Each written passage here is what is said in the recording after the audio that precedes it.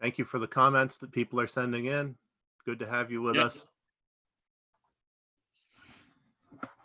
All right, then, Umit, I will begin with a few introductory remarks, which will take a couple of minutes and give people a chance to electronically file in and settle in. So, yeah, we're good to go.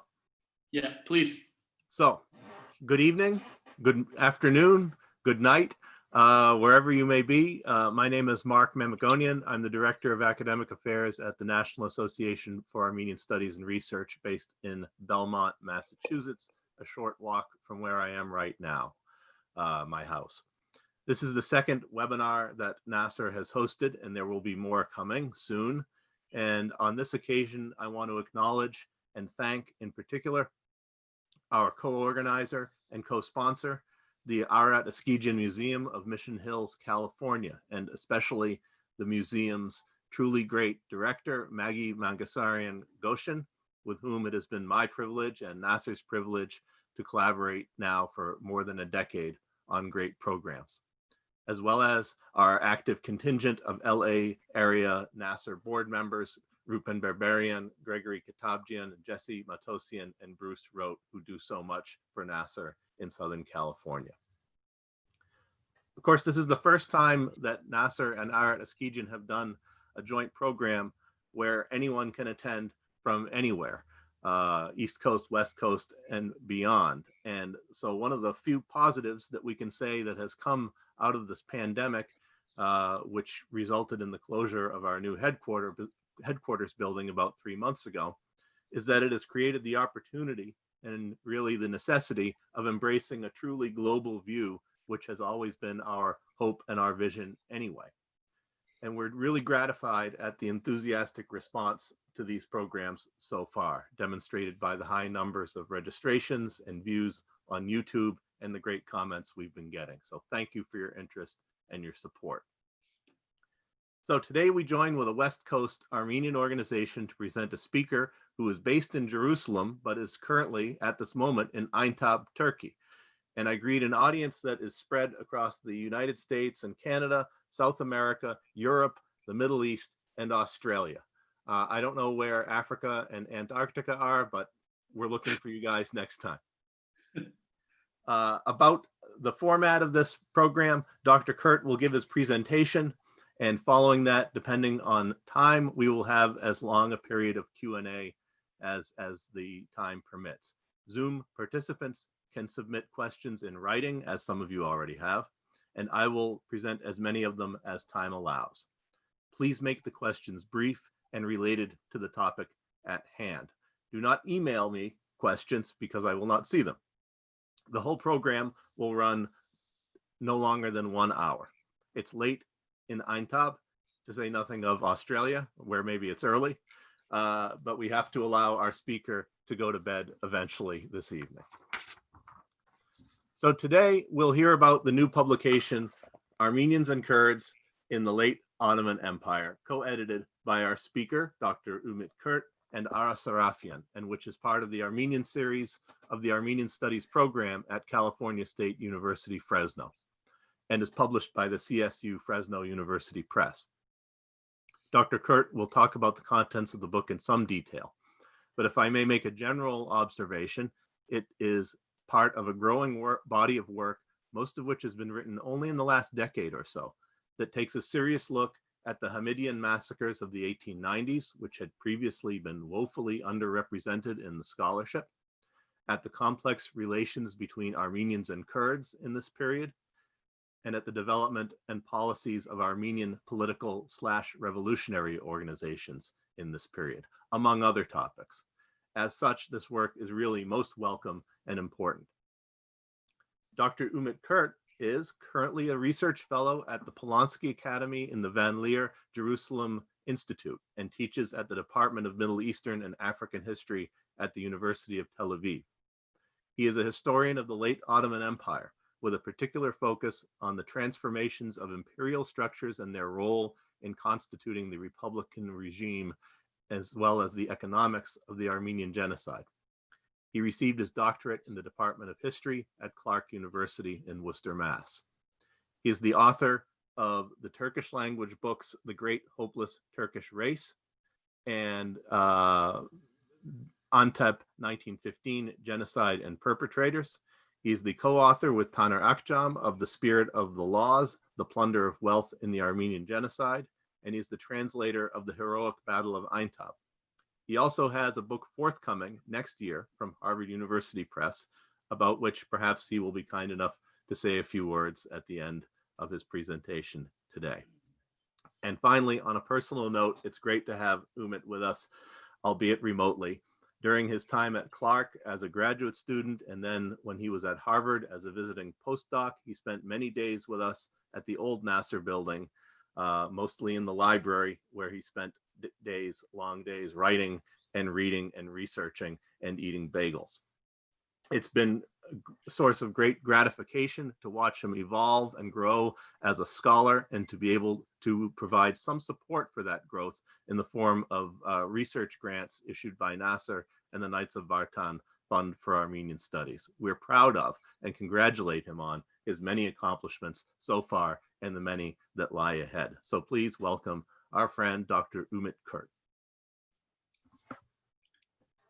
Thank you so much, Mark. I'm really grateful for such a generous introduction, as always. You really embarrassed me, and I'm really honored by the invitation. And I would like to thank NAASR and you as an academic director, as well as dear Maggie Goshen, Ararat Eskijian Museum, for this gathering and virtual, lecture. And I believe, I think the growing of the scholarship in Armenian studies in general, and in the field of Armenian genocide in particular, NAASR has played a really, really key role and very important role for younger scholars like me and others by their invaluable support, research in the form of research grant, and also this rich library and so forth. So what you are doing is, what NAASR is doing is really precious and really, really crucial for the improvement and advancement of the field itself. So thank you.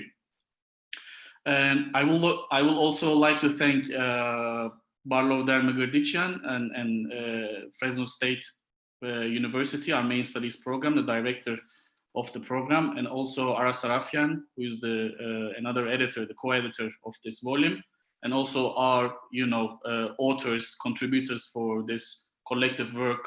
And also thank you for all participants here for joining us virtually today. Before getting into the book in detail, I want to make a few comments, points, or remarks about the field of Armenian studies, particularly concerning the period of the 19th and early 20th century history of Ottoman Armenians. Just to sketch out a kind of a picture, general picture of the field, or of what has been going on in the field. So, especially there have been studies focusing on the 19th century and early 20th century of the history of Ottoman Armenians, not only focusing on the 1915 Armenian genocide, which constitutes a very quite essential moment for the history of Armenians, but also history of Armenians as one of the Ottoman peoples before 1915 has also become a center of attention for younger scholars or growing scholars, by examining different time periods, analyzing various subject matters, topics, and the new monographs, edited volumes, and PhD and master theses had been written on different and subject matters of the 19th century history of Ottoman Armenians, especially recently, regarding different localities and regions, dissecting Ottoman periphery, Ottoman East, not only Ottoman East, and also Ottoman Cilicia in this sense. Also, Hamidian deserves a special praise here. Hamidian's work also played an important role in this development as well. So there has been, important studies on Armenian modernizations, Artong, and also Armenian reforms, constitutional reforms in the 19th century, Armenian Constitutional Assembly in 1863, application of Armenian reforms and application of constitutional debates and assembly and internal debates within the assembly, representation of Armenians in different localities within the 19th century within the imperial framework have been also studied in detail. And so these are the main developments. Especially another important issue is to explore Armenian political organization and parties. The politicization of Armenian society and community have also been honed in and dwelled upon within the field recently. For instance, Armenian, female labor, male labor in different localities, Armenian migration, seasonal workers, Armenian migration to the US, and the reform issue again, and also land reform, land usurpation, and land issue, and also Armenian political actors have been center of attention within the field as well, including different readings of 1908 revolution, Adana massacres, CUP, Armenian Revolutionary Federation relations. The new generation has been working on and honing on loring all these variety of matters by exploiting and utilizing more and more Armenian primary and secondary materials, the local ones especially. So, of course, concerning 1915 Armenian genocide, again, we have seen new kind of developments within the field, because the various aspects of genocide have been studied and also have been explored and documented the genocide on the ground, on different localities. For instance, my work was one of the examples for this development, and my dissertation, which I wrote in 2016, which I dissected how genocide and also plunder and the confiscation of the Armenian wealth was executed in Antep from 1890s through 1930s.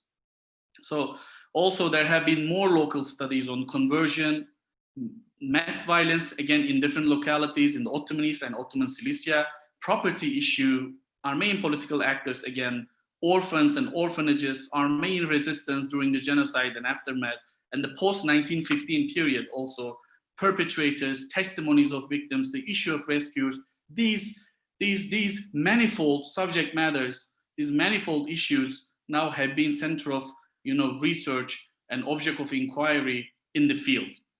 So, and all these works and studies have been done by scholars by utilizing untapped Armenian sources. This is really, really important and crucial for the field. So in that sense, actually, now Yerevan has become another hub, archival hub, just like,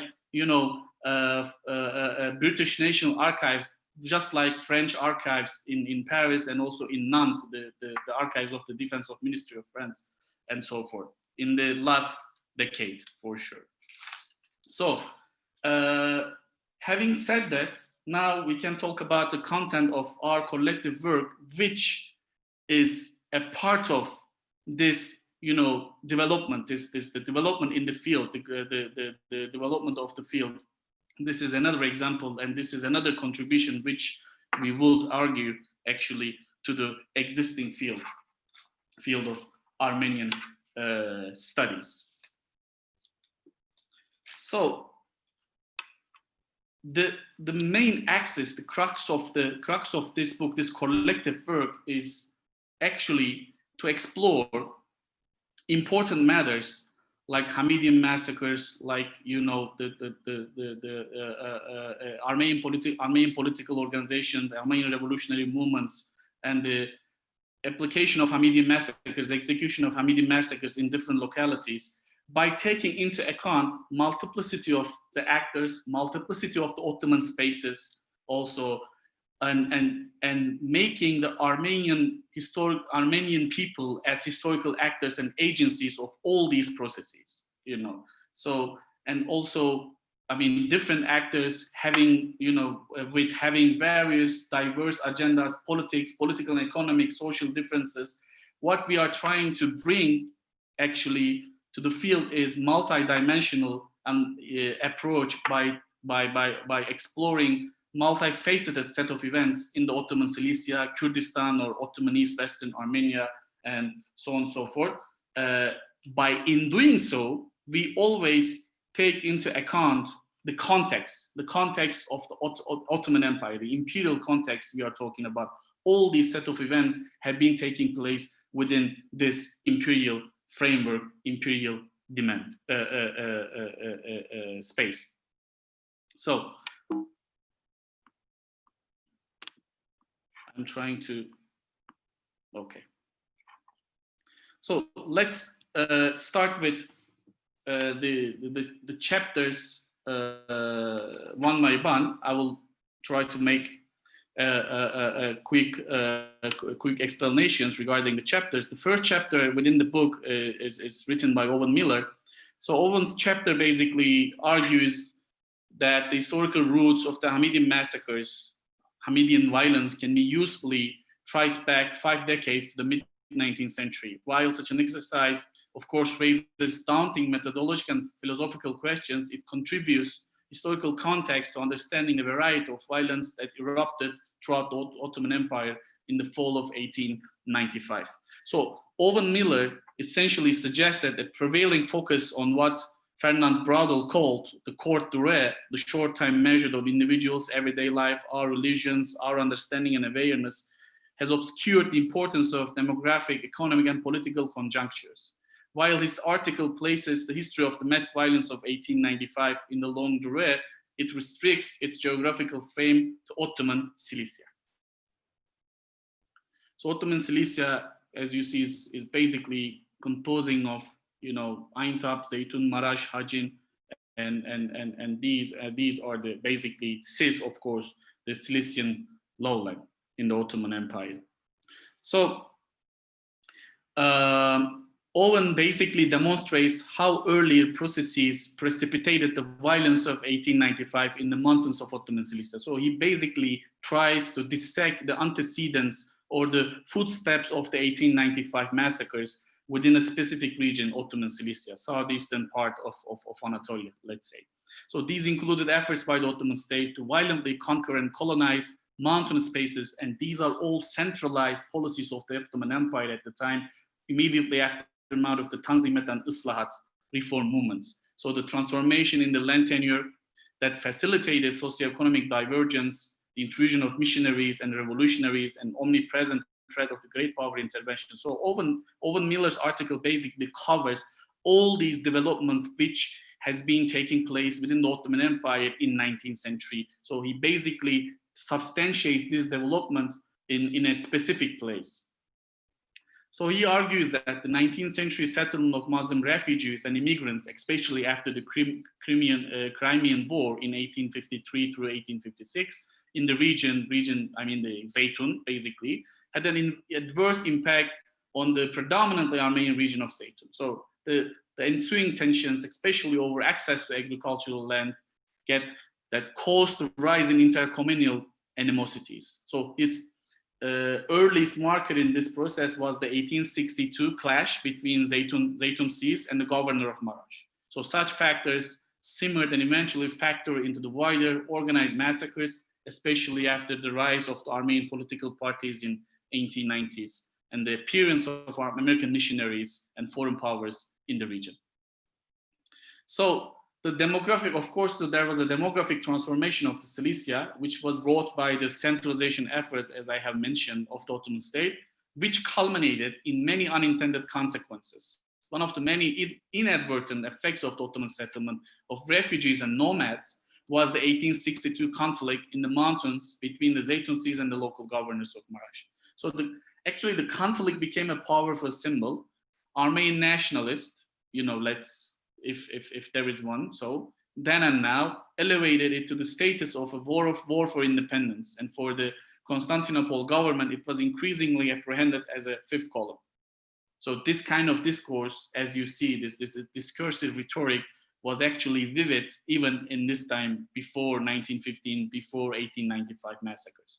So of course, there was an agrarian revolution was also taking place in the region, and according to contemporary accounts, throughout the 5 decades, Christian landowners consolidated many of the largest and most productive tracts of land, while increasing numbers of peasants became sharecroppers. So Coupling this socioeconomic transformation with other developments was the ingress of missionaries, consuls, and revolutionaries, and the embraceated threats that they posed for the Ottomans. So the empire under Abdülhamid II with the missionary schools as potential incubators for insurgency. When you go and get into the Ottoman archives regarding this period concerning the missionaries, you come up with numerous documents which describe and depict the missionaries as such. So the Armenian revolutionary groups, the Dashnaks and Hunchaks, basically, so they were deemed, terrorists whose actions threatened to weaken in the greater powers, France, Russia, and Russian Empire and Britain, basically, thereby hastening the dissolution of the Ottoman Empire. So these long-term socioeconomic, demographic, and political trends precipitated the violence of 1895. So, however, it's important to emphasize, as Owen made, that these long-term histories did not determine the outcome of any event. This part is really important. So every event was highly contingent on individual choices or beliefs leading to the decisions, accidents, and misunderstandings. So these beliefs, as Owen has, put forward, were often bolstered by evidence in the memories of the refugees forced from their homes in the Caucasus and in the Balkans, in the official accounts of the Ottoman state, and most importantly for this chapter, in the local history of Cilicia. So in this framework, Owen's main point was that every atrocity committed by Christians potentially loomed ominously in the memory of the local Muslim populace. So these memories would haunt subsequent events, such as the Adana massacres of 1909 and Armenian genocide during the World War I. The interpretation of these histories of violence requires our understanding of both conjuncture, this long durée socioeconomic fabric and constellation, and also contingency, individual decisions, misunderstanding, rumors, and often shaped by limited knowledge.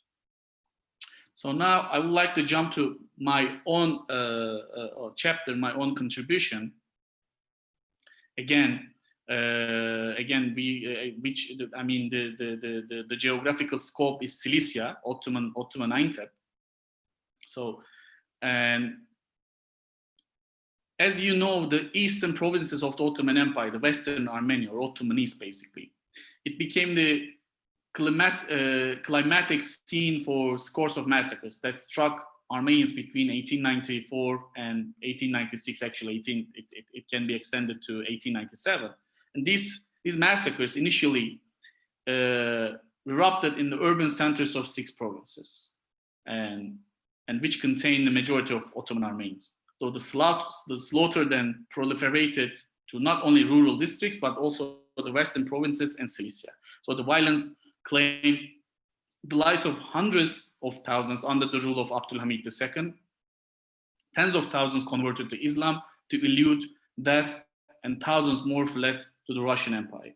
So scholars who are working in this particular subject, they extensively studied this anti-Armenian violence in the eastern vilayets, but few have focused on the events that boiled over in the Cilicia region. So drawing from primary sources in Ottoman Turkish, Armenian, British, and missionary archives, as well as a range of memoirs and personal papers, in my chapter I explore the 1985 massacres in the Antep district, which lasted 3 days in the city from November 16 through November 19, 1895. So the main question I raise here is how a region that maintained an existence devoid of any significant level of sustained, systematic, or intercommunal violence until the turn of the 19th century became synonymous with ethnic conflict. So I primarily focus on the genesis of the events revolving around the massacre of Antep Armenians. And the Hamidian massacres clearly demonstrated that upon the coalescence of specific circumstances, relations between these two ethno-religious communities could turn into such kind of mass violence. So November 1895 massacres inflicted on the Armenians in Aintab were in the main an outright expression of the brewing climate of razor-sharp enmity that crumbled into direct violence inflicted upon a privileged minority. The massacres were preceded by the efforts of political leaders and organizations, including local notables, provincial elites, and the Muslim clergy, to inflame, of course, the civilian Muslims, ordinary Muslims as well, to inflame the grievances of Muslim groups, including Kurds, Turks, Kurds, and Arabs, and Chechens sometimes.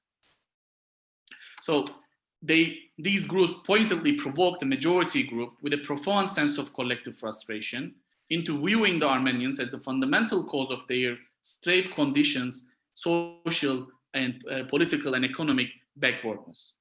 This perspective will imply that the violence in this time period had a performative quality. So what I mean by performative quality is the following: the perpetrators focus their rage not only on houses, churches, school buildings, and cemeteries, but also an economically valuable asset such as shops and business in markets in the Armenian quarter of the city.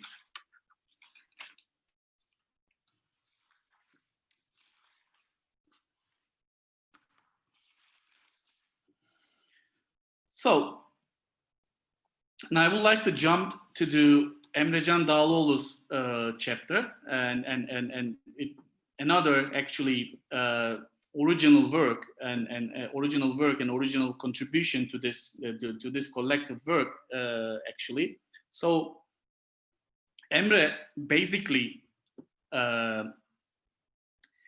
analyzes this traditional conventional historiographies which sharply distinguish between Armenians and Kurds as social categories and the actual relations and coexistence of these entities and which were quite different. So the separation and homogenization of these liminal identities, as Emre put, ultimately impose a conclusion pursued by both Armenian intellectuals and Ottoman administrators, including the Armenian Patriarchate of Constantinople. As the empire marched on the Kurdish emirs to centralize the region's governability, the Patriarchate in Constantinople rallied the Armenians in the region to support the state in the struggle. So adopting the mission of integrating Armenians into new Ottoman state order after Tanzimat, and the new style of governance outlined in Armenian national constitution, Armenian religious figures became the torch bearers of the propagandistic notion that centralization would benefit their community. So Emre has argued, fearing the assimilation of Armenians at the hands of Kurds, religious figures sought to purge any similarities between Kurds and Armenians, such as funeral, marriage, and worship rites, as they characterize Kurds as savage and barbaric, as opposed to loyal and civilized Armenians. So you can see this kind of stigmatization and labels in missionary reports quite often.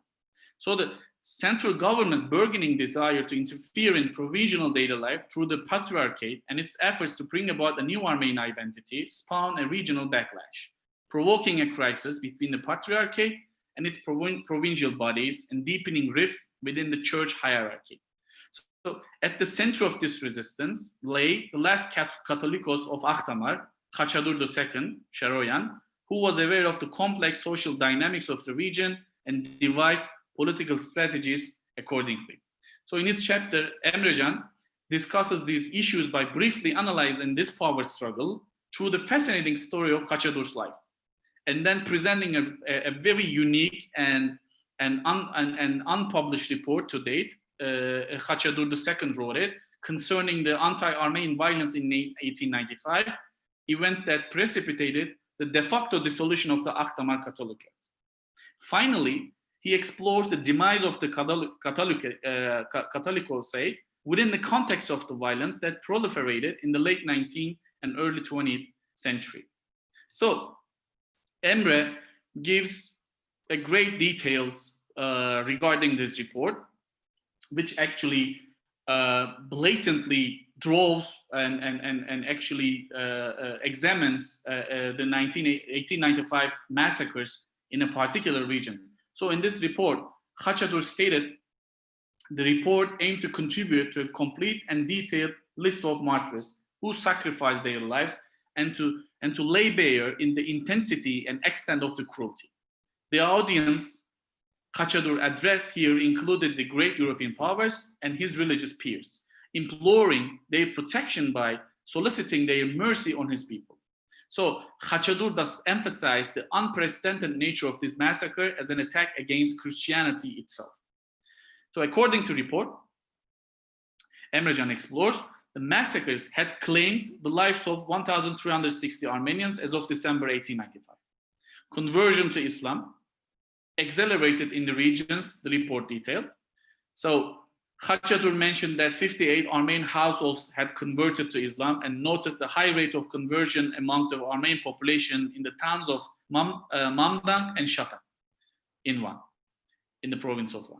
So the report disclosed the forcible abduction and ongoing captivity of at least 35 Armenian women and mentioned targeted churches and their clergy.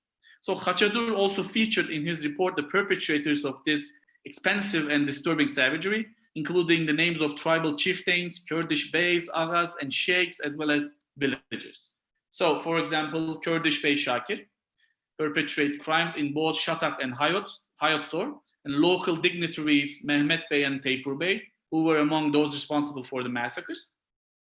Khachadur blamed the massacres and the pillaging of Rush Duyanits on the Haydaranlı Ashiret clan in the Hamidian regiments, as well as Dervish Bey and his son Külühan Bey, who had colluded with Khachadur in Bedros murder, actually. It's another story. The report also implicated some state officials in the massacres and pillaging as well. So the report Khachadur wrote in the midst of the terrifying wave of atrocities of the 1890s, not only chronicled the unrestrained violence inflicted by the massacres, but also emphasized the need to reconsider otherwise simplified readings of the 1894 Sassoon and also 1895-97 massacres. So contradicting this simplified narrative, which identify Abdülhamit II or the Hamidian regiments as the sole factions responsible for the massacres, Khachadur report revealed a more intricate web of perpetrators comprising Kurdish clans, members of which serve in the Hamidian corps, as well as aghas, beys, sheikhs, villages, and state officials. So the story of the Akhtamar Catholicosate after Khachadur's death also highlights the importance of the ensuing violence, advancing from 1890s up through the end of the World War I, and how that period prominently featured multiple agents and political options. This institution, which had survived 8 centuries, was deemed a target of Kurdish tribes in the region, a burden of the Patriarchate of Constantinople, a representative of the ancient order in the eyes of Armenian revolutionaries, and a security threat for the Committee of Union and Progress administration. So, as Emre analyzed, the Catholicosate and its underlying power network suffered immensely around Akhtamar between this time period, leading to its terminal fate. The demise of Akhtamar demonstrates the correlation between the massacres of 1890s and the genocide, conceptualizing 1895 and 97 massacres as a process that both exposed the vulnerabilities of Ottoman Armenians and rendered them even more brittle through a categorical subjection to terror. Although 1895 and 97 massacres did not make the genocide inevitable, as Emre argued, it extended the fragile existence of Armenian communities among a growing Muslim population, enabling complete eradication of Armenians at the whims of the ruling elite. So I would like to jump to another important and also original article authored by Nilay Özak Gündoğan, whose work is of seminal importance to our understanding of Armenian history and broader histories of the Middle East. So she reflects on the methodological exclusion of Kurds in the mainstream historiographies of the Middle East, which is very crucial.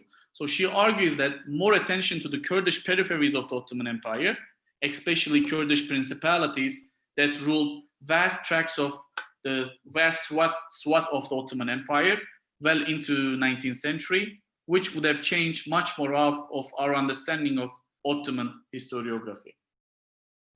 So as Nilay brings up, this methodological exclusion has impoverished the scholarship and our understanding of the Middle Eastern history.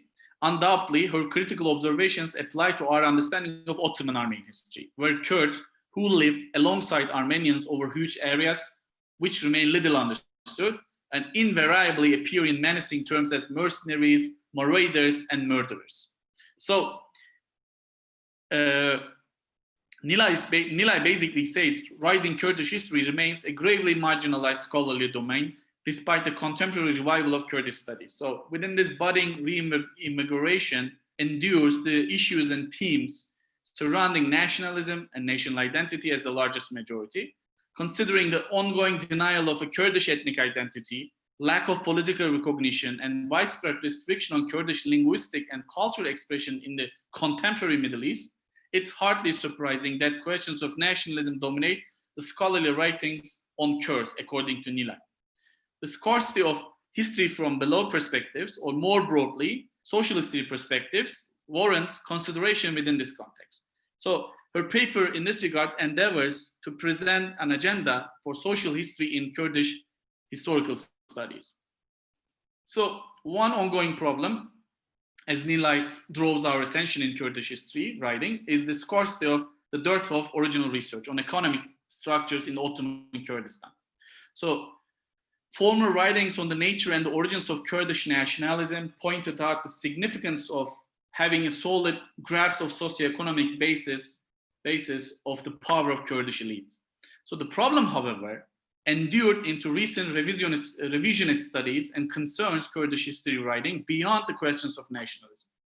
So that's why I think his important analysis of contemporary Kurdish studies, Janet Klein recounts her own scholarly journey from a focus on nationalism to a broader historical perspective that would include wider social dynamics in the late Ottoman Kurdistan.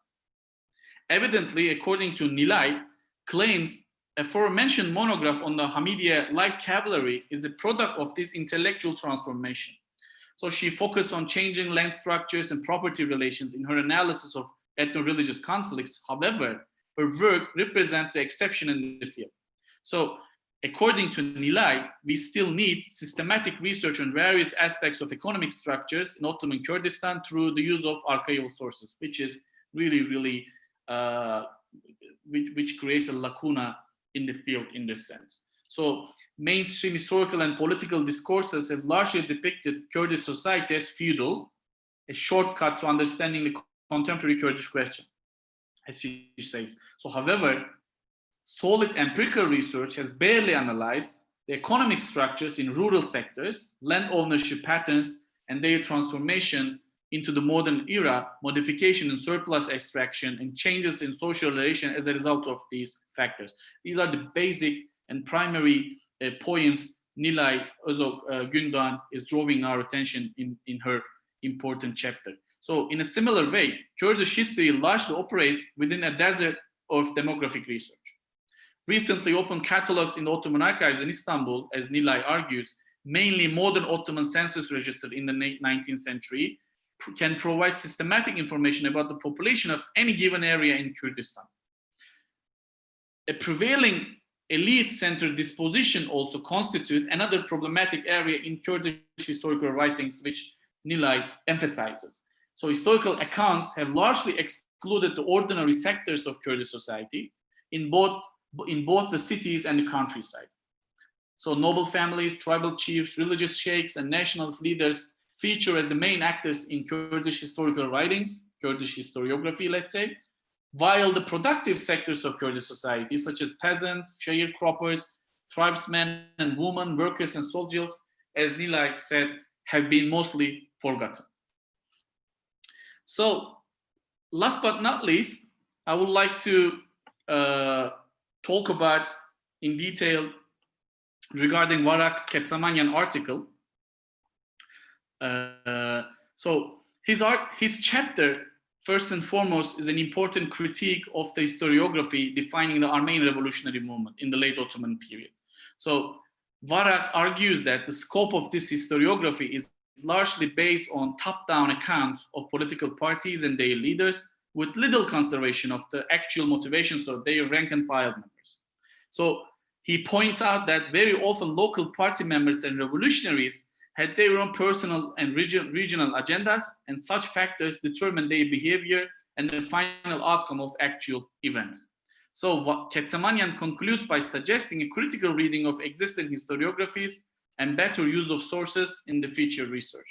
So his main critics are the following. So he starts with the mainstream Turkish historiography, which describes the parties as nationalist and separatist secessionists, so they describe Armenian political organization as such. So this legitimizes the Ottoman state's violence against the revolutionaries and renders them alien to and enemies of the empire, even if Armenian political parties were active agents in the Ottoman social and political life. So on the other hand, Armenian mainstream historiography conversely portrays this period of Ottoman history as the heroic attempt of the few to prevent the destruction of Armenian community living under Turkish or Islamic tyranny, quote unquote. It often describes the history of the Armenians in the Ottoman Empire in the 19th and early 20th centuries as a series of clashes between the idealistic Armenian freedom lovers, known as Fedais, and the oppressive Turkish and Kurdish overlords. So clearly, the history of the Armenian revolutionary movement has been depicted as a struggle between the good Armenian and the bad Turk, quote unquote, with ethnicity often serving as the sole axis of analysis. And these are really problematic issues in the field. So Varak is drawing our attention to this direction, this axis. So as a corollary, local clashes between Armenian and Kurds with limited impact in the 1850s and 60s in Zeytun, Muj, Charsancak, they were all reinscribed into nationalist historiography as early manifestations of the Armenian liberation movement and the nationalist spirit. Therefore, the revolutionary movement achieves a retrospective homogeneity and coherence that it had never actually achieved. So Varak also criticized the Soviet Armenian historians, who were much more aware of the underlying socioeconomic and structural issues in the emergence of Armenian revolutionary parties, an approach dictated by the tenets of Marxist-Leninist philosophy. However, they often frame their work within the same nationalist contours that marked the literature produced in the Armenian diaspora. So therefore, to use the famous slogan, Soviet Armenian historiography was nationalist in form and socialist in content. So according to Varak, what emerged then is a scholarship that often failed to encapsulate the intricacies of the Ottoman socioeconomic context and to provide a viable analytical framework that could explain the dynamics of violence and the revolutionary mobilization of the early 1890s, mostly in, among other places, the eastern provinces. So the territory roughly south of the Black Sea coast, north of the Levant, and east of the center of Anatolian Plateau, and extending to the border with Russia and Iran. So focusing on the early periods and by emphasizing the Hınçakyan Revolutionary Party, Hınçakyan Hekok Kusatsutçun, founded in Geneva, and Armenian Revolutionary Federation, Hekok Dashnaksutçun, founded in Tbilisi. His chapter gives an overview of the major historiographical tradition and methodologies historians have used to study various dimensions of this revolutionary movement. Whereas scholars have recently revisited and deconstructed the nationalist narratives of the former Ottoman subjects, revisionist works on Armenian nationalism in the late 19th century and early 20th centuries have attracted far less attention. So through analysis of dominant historiographical trends, his chapter attempts to fill this gap by highlighting the blind spots and pathologies, problematics that have bogged down critical studies of this topic and hampered efforts to elucidate this period of late Ottoman history.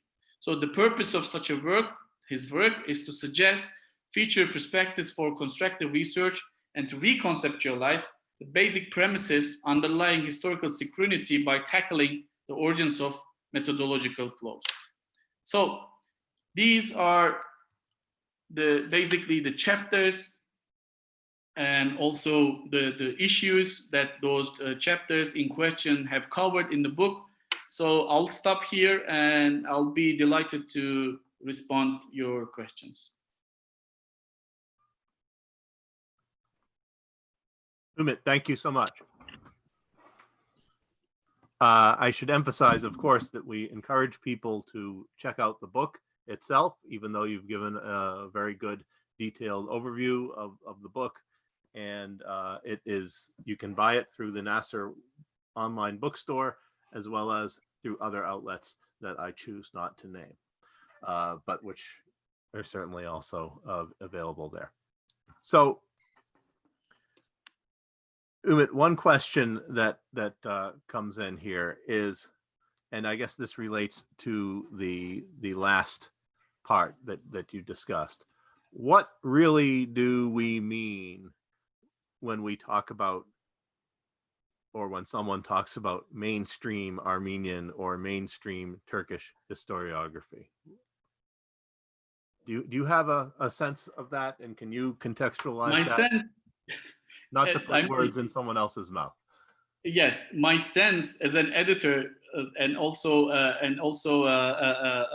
one of the close follower of Barak's work is that he basically refers to this conventional mainstream narratives, basically, which is actually which has nationalistic tendencies or nationalistic approach. So actually, without paying attention to multiplicities or the differences within both Armenian and Turkish side political organizations I'm talking about. So basically,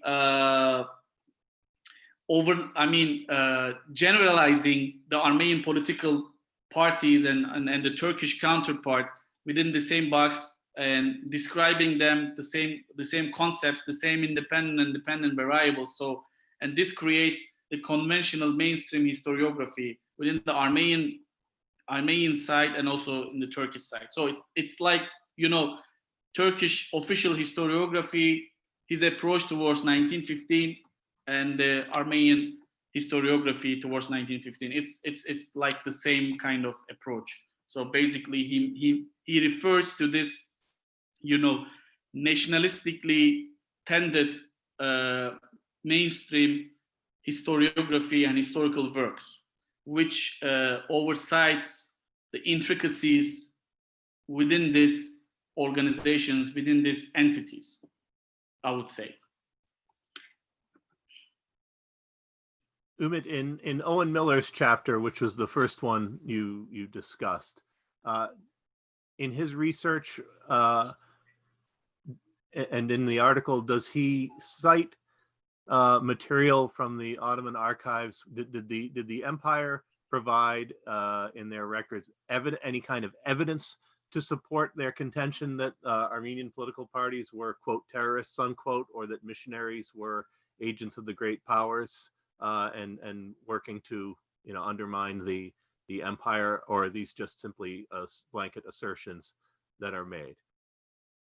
Yes, Owen basically has given a number of sources from Ottoman archives and also missionary archives regarding this matter. So he basically documents it. He has documented this part. And also in my chapter, I have also used the same kind of documents, how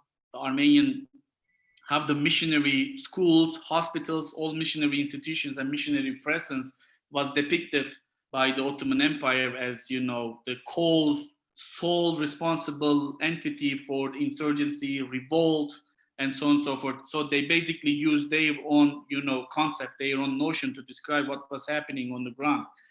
But interestingly enough, when the massacres were taking place, Ottoman state, the Sadaret, the central authority, the government, continuously sending orders to the provincial governors or the district governors to protect, to secure the institutions, buildings of the missionaries. So, as you see, the Ottoman state or the central government here was also kind of kind of devising double track, kind of policy regarding missionaries. On the one hand, it was accusing of missionaries as, for inciting, provoking Armenians, and on the other hand, during the massacres, when the British, when the American, consuls or the ambassadors were complaining about the presence of these entities who were in jeopardy in the different regions, in Zeytun, in Marash, in Antep, in Birecik, they were taking the state itself was taking every single precaution to secure, to protect these institutions, these buildings. And to be clear, then, these are positions and assertions that are being made by the Ottoman state. Yes, the state. It was the state discourse, basically. The state. They are not assertions that are being made by Ümit Kurt or by Owen Miller. No, not all. I mean, Owen basically was documenting the perspective of the empire towards this issue, how they approach, how they took up the issue, in this region. Thank you.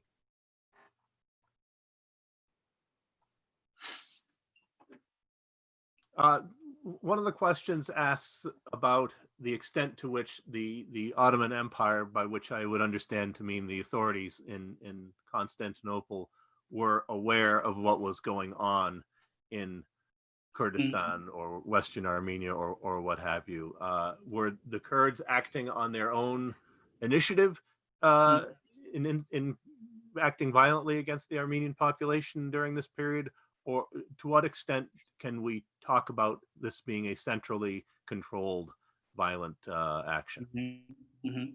So there were Kurdish initiatives, and there were Kurdish perpetrators during the massacres, actively and directly participated into these massacres. But we cannot generalize, all this policy to whole Kurdish population in the region. So it's the same case for Hamidian cavalry units as well. There were some Hamidian cavalry units, who were also rescuing Armenians from the violence, protecting them, of course, in return for something, in return for some material benefit as well. But on the other hand, in certain regions, Hamidian cavalry units were also actively participating in the genocide, in the massacres in 1895, in Urfa, for instance, So that's why we cannot make any overriding argument regarding the Kurdish participation. There were, it varied from region to region, locality to locality, I would say. In my case, Kurds in Antep, they were active participants of the 1895 massacres. Even female Kurds participated in the massacres, which lasted 3 days in the city. But as I said, in this region, Armenians and Kurds, they really, really coexisted. I'm talking about the Ottoman East. Maybe the situation is different in Ottoman Cilicia, but in the case of Ottoman East, the Western Armenia I am talking about, where Armenians were mostly populated, overwhelmingly populated, in these regions, there were really, really complicated relations and networks, web of networks between Armenians and Kurds. They were even, helping one another. Armenians were, relying on certain Kurdish tribes and Kurdish leaders to protect them, and also there was this coexistence in the Ottoman Kurdistan, or for the Kurds, or Western Armenia for the Armenians. So that's why we should always see the differences and discrepancies in this region among these two different ethno-religious communities. You encounter it a lot in memoirs and in literature as well. And I was reminded of this recently because I'm reading the translation that was done a few years ago of Malchas's novel Zartank, Awakening, which of course is written by a committed Dashnag member of the Armenian Revolutionary Federation. And he shows a very complicated relationship between Armenians and Kurds in that novel, of Kurds being sometimes violent persecutors and sometimes friends and collaborators. Exactly. Exactly. That's the I mean, case. we should never. What you are saying is really crucially. I mean, it's really significant. We shouldn't forget one point. I mean, during the reign of Abdülhamit II, Abdülhamit, what he was trying to do is to buy loyalty of Muslim minorities. He was trying to buy the loyalty of Muslim minorities. These Muslim minorities. So all these establishment of the Hamidian cavalry, light cavalry units, actually, that was, in my point of view, that was the main objective of the Abdülhamit, to establish these units. And also the same kind of buying of loyalties it's the case for Albanians, Arabs, and Bosnians as well. For instance, he made them palace guards. You know, he was trying to set the balance between these Muslim groups, because reform movements, you know, in the eyes of Muslim reforms, all these reform movements, reform pressures coming from the Great Britain and France and Russian Empire, and he was forced to enforce reforms in October 1895 eventually, and that created a lot of tensions, a lot of animosity and hatred within the Muslim community towards Armenians. So he tried to appease Muslims by applying and devising these kind of policies. So the Kurds, or some of the Kurds, became convinced that they would gain at the Armenians' expense, presumably. Otherwise, what motivation would they have had in violently attacking this group with which, as you say, they'd been living in coexistence? Yes. Mm-hmm, mm-hmm. Yeah, that's right. But the reforms, especially I'm talking about this late 19th century, especially aftermath of Tanzimat, reforms basically came into agenda and constitute the heart of the issue of Armenian question, and it all the way leading up to 1915. Umit, in conclusion, could you tell us what you're working on now? So now I just wrapped up my manuscript, so it will be out in spring 2021, hopefully, by Harvard University Press. And then I also finished my second book, which is about the biographies of perpetrators and their motivations. Actually, it's an English translation of Antep 1915 Genocide and Perpetrators. I just broadened the introduction part and added new materials which I haven't used in the Turkish one. So that one also will be published in Palgrave, hopefully. Now I'm working on different subjects. I'm working on a guy, actually, trying to write a book on him, who was the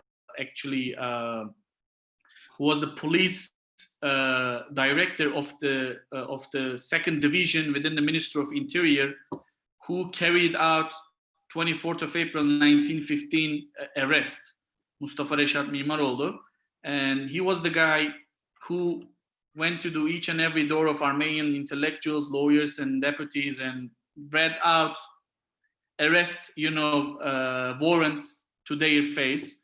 And he was also student of a famous Armenian professor in Mülkiye, in Mektebi in Mülkiye. So, and he became became a deputy of the Republican People's Party during the Republican period.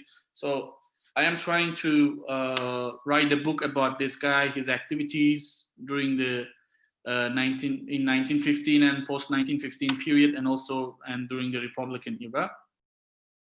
So, and I'm also working on another project with Owen Miller on the rescuers, or people who acted in an altruistic way during the Hamidian massacres. This is basically what I'm working on nowadays. So you have a few weeks of work ahead of you before you're... You bet. Excellent. Well, then can only say thank you so much, Umit, for taking the time in late night Eintop to talk to us and to talk to everybody. And please tell your friends, those of you who are listening, that the talk is available on YouTube, on our YouTube channel, and that the book is available through our bookstore and other fine outlets. And you should definitely check it out. And as always, it's great to have you with us, Umit. Thank Good you luck so in much. everything Like in the future. Thank you all for having me and being with us. Thank you so much for your patience. Thanks. See you soon. Bye. See you soon.